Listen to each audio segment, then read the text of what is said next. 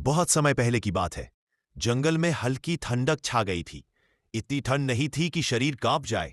जंगल शहरों, कस्बों और गांवों से कहीं ज्यादा ठंडा होता है। उस जंगल में एक बहुत ही मनमोहक बगीचा था। एक घने आम के पेड़ के खोखले में एक तोता अपनी मैना और बच्चों के साथ खुशी से रहता था।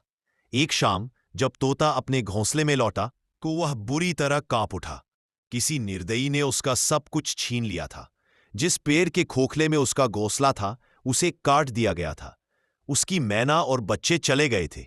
तोता बहुत दुखी हुआ। यही उसका घर था जहां वह दिन भर की मेहनत के बाद अपनी मैना के साथ आराम करता था।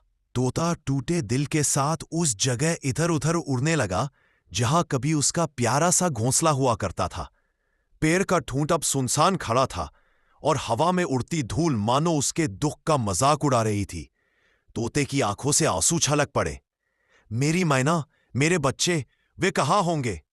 वह बार बार खुद से पूछता, लेकिन रोने से कुछ नहीं होने वाला था। उसने अपने आंसू पोंछे और आसमान की ओर देखा। सूरज ढल रहा था, पर उम्मीद की एक किरण अब भी बाकी थी।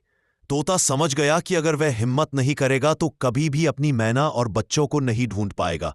हिम्मत जुटाकर वह उड़ चला, पहले पास के पेड़ों पर, फिर नदी के किनारे, फिर फूलों वाले मैदान की ओर। रास्ते में उसने हर छोटे बड़े पक्षी से पूछा, क्या तुमने एक मैना और 3 छोटे बच्चों को कहीं देखा है? कोई सिर हिलाता, कोई माफी मांग लेता, लेकिन किसी के पास उसकी परिवार की खबर नहीं थी। थका हारा तोता आखिर एक बड़े बरगद के पेड़ पर जा बैठा।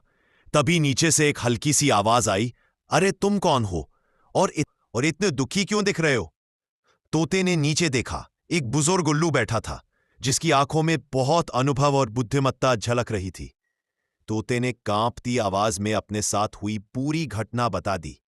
उल्लू ने ध्यान से सुना और फिर बोला, चिंता मत करो छोटे दोस्त, जो भी पेड़ काट कर गया है वह लकड़ी लेकर जंगल के दक्षिण की ओर गया है। पक्षी अक्सर डर कर उसी दिशा में उड़ जाते हैं। तुम्हारा परिवार भी शायद उधर ही गया होगा। उम्मीद की चमक तोते की आंखों में लौट आई। क्या सच में? उल्लू ने सिर हिलाया। हाँ, और मैं तुम्हें रास्ता भी दिखा दूंगा। उल्लू आगे आगे उड़ने लगा, तोता उसके पीछे। तब तोते के दिल में डर की जगह उम्मीद भर गई थी। शायद अगली सुबह उगते सूरज के साथ उसका परिवार उसे फिर से मिल जाए।